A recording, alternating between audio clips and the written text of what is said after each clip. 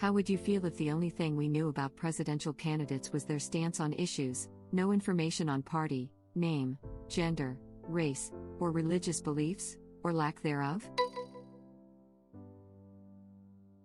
Would it be based on their actual stance, or what they claim is their stance? How do you verify which is which? What about someone who's never held office before? Probably their prom king and queen votes. Wait, those are real? They are not just a TV trope? Yes, the student body usually votes for this. I wouldn't trust my body to vote for anything, especially back when it was a student. The thought of it. My stomach would have sooner voted for buffalo wings and nachos before our prom queen and king. Although, I love them both, my dearest friends. They're a close third and fourth to wings and nachos.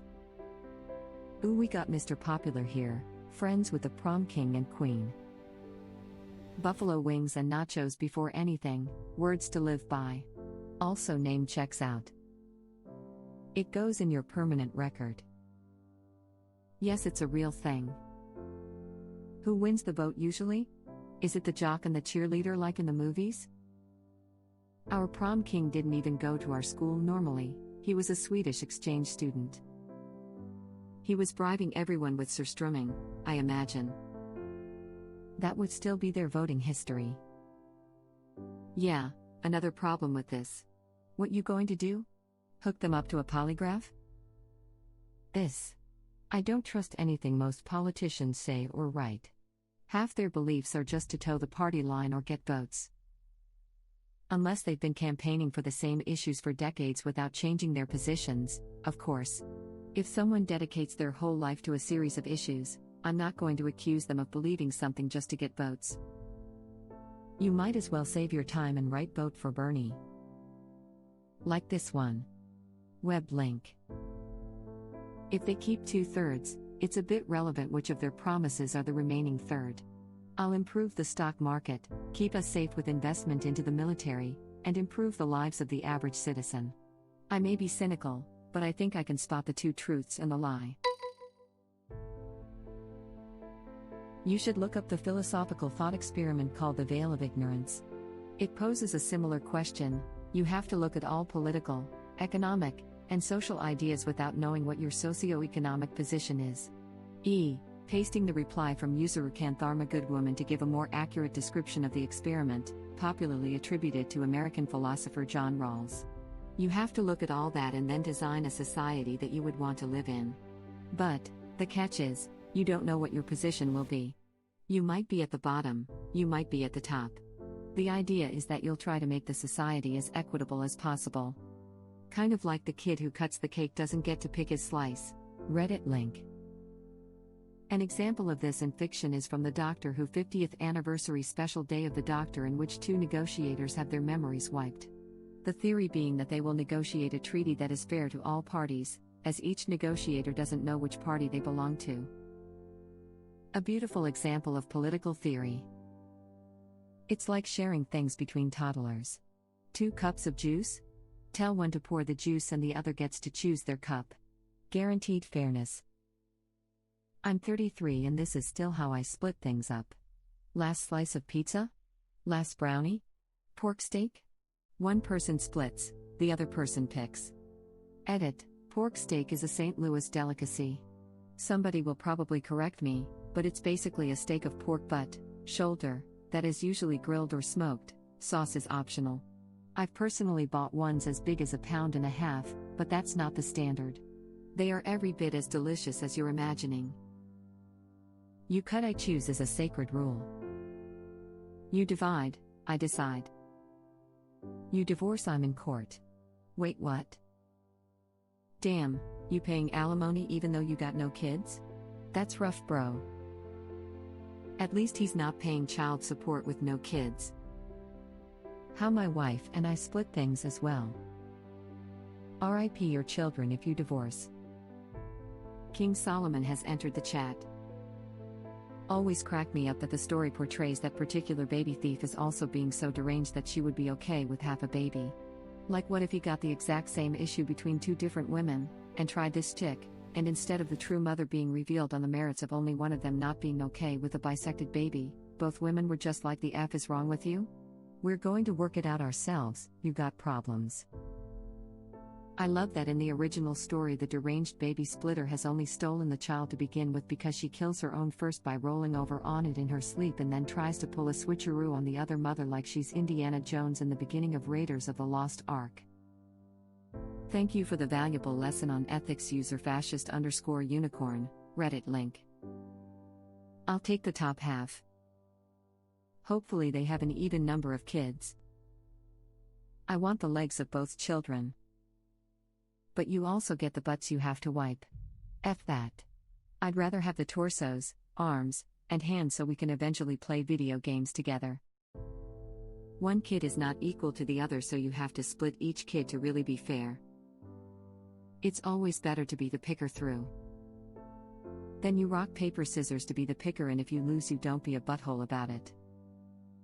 When I was a kid we used to this for Cokes. Smart little crap that I was. I filled a glass of Coke just a hair higher by using Worcester sauce in it. My brother then gets to pick the glass, sees that it's higher, and delightedly takes the first sip while crowing over this coup. 5 seconds and he screams loud enough that I'm grounded before I ever tasted the soda. Years later, it was his turn to make sandwiches. He decided to put lemonade powder on the ham, Swiss, and mayo sandwich.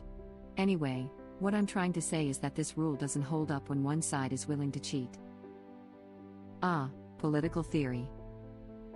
Incorrect. Political practice. In theory, theory and practice are the same, but in practice, they aren't. Brothers going to brother. My sons are absolutely great kids with the one exception of how they're going to F with their brother. That's when the true evil comes out. You have never seen a down and out, balls to the wall fight until you see two siblings fight. I would die for my brothers, but when we were younger and fought, someone was getting a fat lip and the other one was getting a spanking. It's the passion in it, that fine line between love and hate. I was an absolute little crap with this. With food, I would cut it in weird zigzags that made it difficult to tell which piece had more, at least for small children. I didn't care who got the bigger piece, I just liked watching my stepsister squirm and get upset that she couldn't figure out which was bigger. For drinks I would use one wide but short cup and one tall but skinny cup. I would count in my head how long I was pouring for so I knew which had more. I think I usually made them about even though, and again I would watch my sister squirm while she tried figuring out which had more. Theory is right. I actually had a similar idea in college in political theory class. This could work, but it runs into a fatal flaw when it comes to campaigning and funding. I still think about how to work it sometimes. What about criminal background and education? Credit checks? I do see the good it would do though. Make it state-funded so every candidate has the same financial backing. And no campaigning, just broadcast and display every manifesto the same amount, or at the same place. Criminal background checks could be done after the vote, no use running for office if you know you get disqualified. The only thing I don't see a path around is how you would know or decide which candidate you think is fit for office. Being a convicted criminal doesn't disqualify you from public office. There have been legislators in the past that were actively serving time in prison at the time of their election. My understanding is that outside the US many countries have government funds for people running for office and all the candidates get some funding? People can feel free to elaborate, I don't know specifics. Anyways, just legislate campaign funds and pay if the process to qualify are the background checks and tax audits you'd expect of someone receiving a loan. Shrek 2020. He's got layers. Like an onion. Awesome speech and episode. You are thinking of a later episode that continues the story from the 50th anniversary, the Zygon inversion. Agreed, it is a great speech and episode, but that's not the 50th. Such a beautiful, haunting storyline. I had my parents watch the Zygon invasion and the Zygon inversion because it illustrates how detrimental the mentality of us versus them is, and how easy it is for good people to get caught up in hatred and vilify. The critical lessons we need are woven through obvious fiction. Like this video, but sadly it cuts out the beginning, which I think is important. The doctor, you just want cruelty to beget cruelty. You're not superior to people who were cruel to you. You're just a whole bunch of new cruel people being cruel to some other people who will end up being cruel to you. The only way anyone can live in peace is if they're prepared to forgive. Why don't you break the cycle? Bonnie, why should we? The doctor, what is it that you actually want? Bonnie, war. The doctor, ah. And when this war is over, when you have a homeland free from humans, what do you think it is going to be like? Do you know? Have you thought about it? Have you given it any consideration, because you're very close to getting what you want? What's it going to be like? Paint me a picture. Are you going to live in houses? Do you want people to go to work? Will there be holidays? Oh. Will there be music? Do you think people will be allowed to play violins? Who's going to make the violins? Well, oh, you don't actually know, do you? Because like every other transforming child in history, Bonnie, you don't actually know what you want. Speech picks up here, so let me ask you a question about this brave new world of yours. YouTube link. Not sure why they made the format this way, but here is the full speech. Web link. You're right. That initially confused me. Thanks. What's the speech? I YouTubed the episode, but no clip stood out as the speech, from someone who doesn't watch Doctor Who. This is the link. The Zygons are shapeshifters, so they copy the people look and they don't know if they're human or Zygon after their memories are wiped. It's really good. Web link. Or if you don't want to watch it, I would link the post I got this off, but I don't know how. The Zygon inversion. A transcript of the doctor's speech. I produced a basic transcript of the doctor's speech at the end of last night's episode, the Zygon inversion.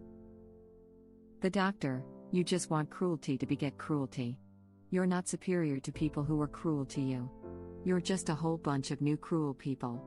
A whole bunch of new cruel people, being cruel to some other people, who'll end up being cruel to you. The only way anyone can live in peace is if they're prepared to forgive. Why don't you break the cycle? Bonnie, why should we? The doctor, what is it that you actually want? Bonnie, war. The doctor, ah. And when this war is over, when you have the homeland free from humans, what do you think it's going to be like? Do you know? Have you thought about it? Have you given it any consideration? Because you're very close to getting what you want. What's it going to be like? Paint me a picture. Are you going to live in houses? Do you want people to go to work? What'll be holidays? Oh. Will there be music? Do you think people will be allowed to play violins? Who will make the violins? Well, oh, you don't actually know, do you? Because, just like every other tantruming child in history, Bonnie, you don't actually know what you want. So, let me ask you a question about this brave new world of yours. When you've killed all the bad guys, and it's all perfect and just and fair, when you have finally got it exactly the way you want it, what are you going to do with the people like you? The troublemakers. How are you going to protect your glorious revolution from the next one? Bonnie, we'll win. Doctor, oh, will you? Well, maybe you will win. But nobody wins for long. The wheel just keeps turning. So, come on. Break the cycle. Bonnie, then why are you still talking? The doctor, because I'm trying to get you to see. And I'm almost there.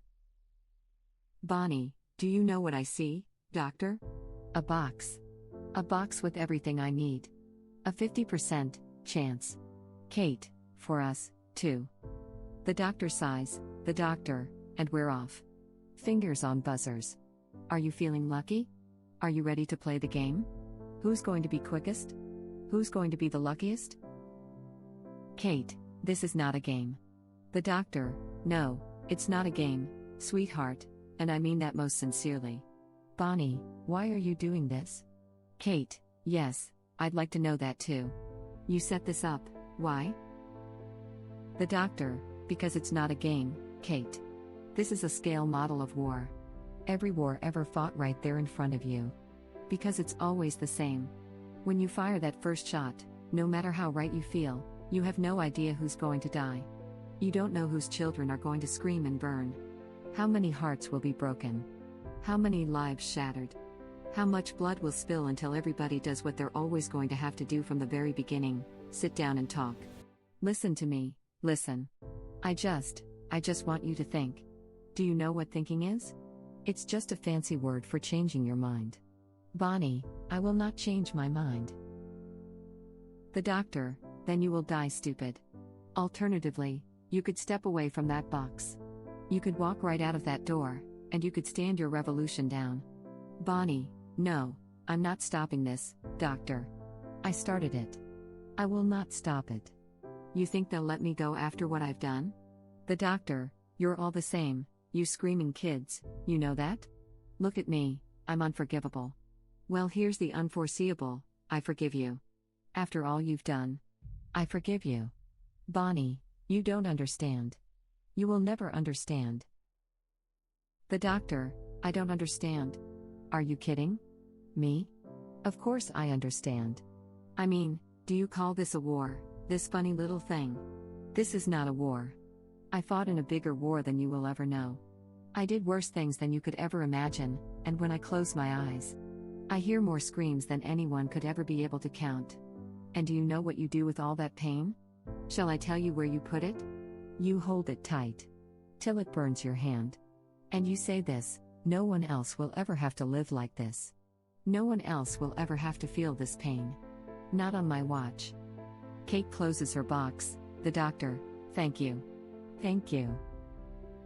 Kate, I'm sorry. The doctor, I know. I know, thank you. The doctor looks back to Bonnie, well? Bonnie, it's empty, isn't it? Both boxes, there's nothing in them. Just buttons. The doctor, of course. But you know how you know that? Because you've started to think like me. It's hell, isn't it? No one should have to think like that. And no one will. Not on our watch. The doctor and Bonnie stare at one another for a moment. The doctor, gotcha. Bonnie, how can you be so sure? The doctor, because you have a disadvantage, Zagella. I know that face.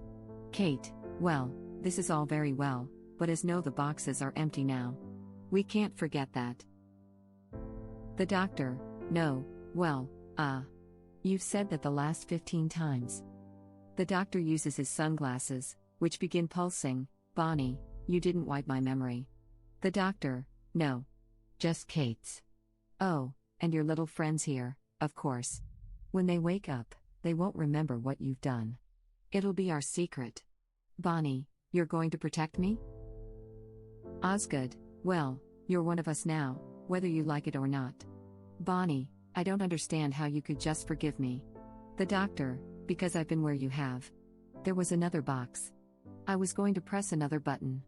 I was going to wipe out all of my own kind. Man, woman, and child. I was so sure I was right. Bonnie, what happened? The doctor, same thing that happened to you. I let Clara Oswald get inside my head. The doctor looks at Clara. The doctor, trust me. She doesn't leave. Crazy how short the transcript is for occupying 10 minutes of screen time. That reminds me of an old fable that I'm going to paraphrase and butcher.